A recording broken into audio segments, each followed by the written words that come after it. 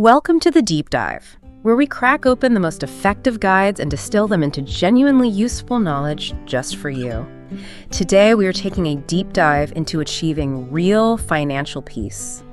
We're talking about what Tiffany Aliche, you probably know her as the Budgetnista, calls financial wholeness. It's all from her amazing book, Get Good with Money. It's a great one. And we've all felt it, right? That pit in your stomach when you don't want to open the credit card statement. Oh, absolutely, the financial dread. Exactly. Or just that soul-crushing overwhelm when you look at your budget and you have no idea where your money is actually going. Alicia built this framework for exactly that feeling. It's a 10-step roadmap. And it isn't just about accumulating dollars. It's more about shifting your mindset. That's the perfect way to frame it. Our mission today is to really unpack that framework, but through the lens of, I guess, emotional freedom. Right. Because financial wholeness, as she defines it, isn't just being wealthy. It's about having a stable, secure, and kind of holistic relationship with your money. So it's peace of mind. It's peace of mind. It's practical stability. It's what lets you sleep at night, knowing you're prepared for what's coming. Okay, let's unpack this then. This framework, it's a foundational roadmap. It's designed to stop that cycle of emotional money decisions and help you build a really robust financial base. Yes. We're starting with the stuff most people dread, but I think Aliche really flips the script on how we see it. She really does. So we begin with budgeting. The dreaded B word. Yeah, exactly. And she stresses that budgeting is so misunderstood. It's not about restriction. She argues it's the opposite. It's conscious resource allocation. It's giving yourself permission to spend on the things that actually matter to you. Because you've decided where every dollar is going. Right. And to do that, the very first actionable step is rigorous tracking. This is where you gather the raw data. You have to see it all. You have to see it all. I mean, every penny. She says you have to document all income and every single expenditure. She really encourages using modern budgeting apps or tools that sync your accounts. So you can't lie to yourself. Exactly. It removes the guesswork and, guarantees accuracy. If you don't know where the money is going, you can't redirect it. And once you have that data, you categorize it. And this is often the moment of truth, isn't it? Where people realize the true cost of convenience. Absolutely. When you categorize everything, housing, utilities, transportation, you start to spot the silent killers of your wealth. Like dining out or subscriptions. Oh, subscriptions are a big one. When you see that percentage, you suddenly have the power to make conscious cuts. But she gives us a flexible goal to balance it all. The 50-30-20 rule. The 50-30-20. This is your guideline. So 50% of your take-home pay for necessities, housing, food, minimum debt payments. The must-haves. The must-haves. Then 30% for discretionary expenses. That's your fun money, hobbies, dining out. Okay. And the final 20% is dedicated aggressively toward savings and accelerating your debt repayment.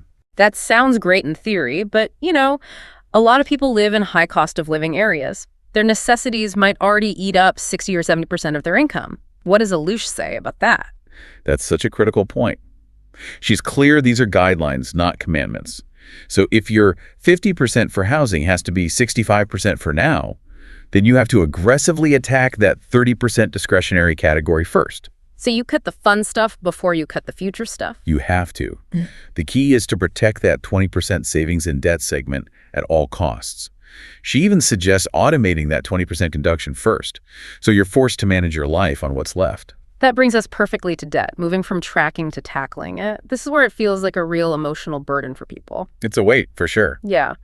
But Aliche gives these concrete strategies to take back control, and it starts with just classifying the debt itself. Exactly. Not all debt is created equal. You've got good debt, which has the potential to increase your net worth, think mortgages, some student loans. An investment in yourself. An investment. And then you have bad debt, high interest, not much long-term good. We're talking credit card balances, personal loans, and especially those predatory payday loans. And destroying the bad debt has to be priority number one. Always. So once you have your list creditor, amount, interest rate, you choose your attack strategy. Snowball or avalanche. The two big ones. You got it. The snowball method is purely psychological. You target the smallest debt balance first. You don't even look at the interest rate. So you get a quick win. A quick win. It's a huge psychological boost. It builds momentum. Then you roll that payment into the next smallest debt, and your payments just get bigger and bigger. But okay, if the goal is efficiency, why even recommend the snowball? I mean, wouldn't the avalanche method targeting the highest interest rate first always save you more money? Mathematically, yes. It absolutely saves you more money in the long run because you're killing off the debt that's compounding the fastest. So it's the smarter choice on paper. On paper, yes. Aliche offers both because she gets that personal finance is, like 80% behavior and 20% math. If you don't have the patience for that big, high-interest debt, you'll just give up on the avalanche method. Snowball is the cure for that kind of behavioral fatigue. So you pick the one you'll actually stick with. That's the key. The common element is discipline. Make your minimum payments on everything and then aggressively funnel any extra money you get, like a bonus or a tax refund, into that one targeted debt. That foundation is solid. But before we get to growth, the really exciting part, Aliche insists on resilience, the financial safety net, the emergency fund. Yes. Why is this step so critical before you start investing? This raises such an important question. It's all about avoiding the debt spiral. Life happens, A water heater breaks, a pet gets sick, you lose your job. Right. Without a dedicated emergency fund, just sitting in an accessible savings account, what do most people do? Without the credit card. Exactly, high-interest credit card. And that one emergency can completely unravel all the progress you just made paying off debt. The emergency fund is your shield. It protects your budget and, honestly, your sanity. So how much are we talking about? Well, the ultimate goal she recommends is saving enough to cover 3 to 6 months' worth of essential living expenses. Okay, let's make that concrete. If you tracked minimum expenses, rent, groceries, insurance total, say, $3,500 a month. Then your goal is between $10,500 and $21,000. That can sound like a huge, intimidating number. It can. But she offers manageable paths to get there. The first strategy is to automate. Just like with that 20% savings goal, set up automatic transfers on payday. If you never see the money, you don't miss it. And the second? Redirect your spending cuts, that money you decided to stop spending on dining out. Funnel it straight into the emergency fund. This isn't a passive account, it's an active defense strategy. Okay, so once that safety net is secure and you feel resilient, now we get to the exciting phase. Growth, investing. Now your money starts to work for you. Right, it's not just sitting there, it's actively earning more money. And if we connect this to the bigger picture, successful wealth growth really boils down to 3 fundamental principles. First, you have to understand the mechanics, specifically compound interest. The snowball effect. The snowball effect. It's where your earnings start generating their own earnings. And Aliche really emphasizes that time is your greatest asset here. Can you give us a quick contrast to show that the time difference? Certainly. So if you start investing, say, $300 a month at age 25, by the time you're 65, that money has grown exponentially. Decades of compounding. Okay. But if you start that same $300 investment at age 40, your final nest egg will be dramatically smaller. You just missed out on those crucial 15 years where the money was really starting to double and triple itself. Starting early is everything. And where do you put the money? That's the second principle. You have to know the accounts. She urges everyone to get familiar with basic tax-advantaged accounts, like 401ks and IRAs. She also mentions specialized accounts, like 529 plans for education. Understanding the tax implications is essential to maximizing your growth. And while that money is growing, we have to talk about risk. Nobody wants to see their portfolio cut in half during a market dip. And that's where diversification comes in. Her motto is simple. Don't put all your eggs in one basket. Right. You spread investments across different asset classes, stocks, bonds, real estate, to reduce your exposure. If one area struggles, hopefully the others hold steady or even go up. And the last piece of this is your own feelings about it. Yes, your risk tolerance. It's just how much stomach do you have for seeing your investments drop. If you panic and sell every time the market dips, your tolerance is low. And that probably depends on your age. It does. A younger investor can afford to take higher risks for higher returns. They have time to recover. Someone near retirement should lean toward more conservative investments, like bonds. It's an adjustment you have to keep making throughout your life. So that leads to the final pillar of financial wholeness, the one Aliche says is so tragically overlooked, even by people who are doing well, and that's protection. You can have a perfect portfolio, but if one unexpected event bankrupts you, you never actually achieved wholeness. So true. Protecting your finances involves 2 critical components. The first is insurance essentials. Health insurance is non-negotiable.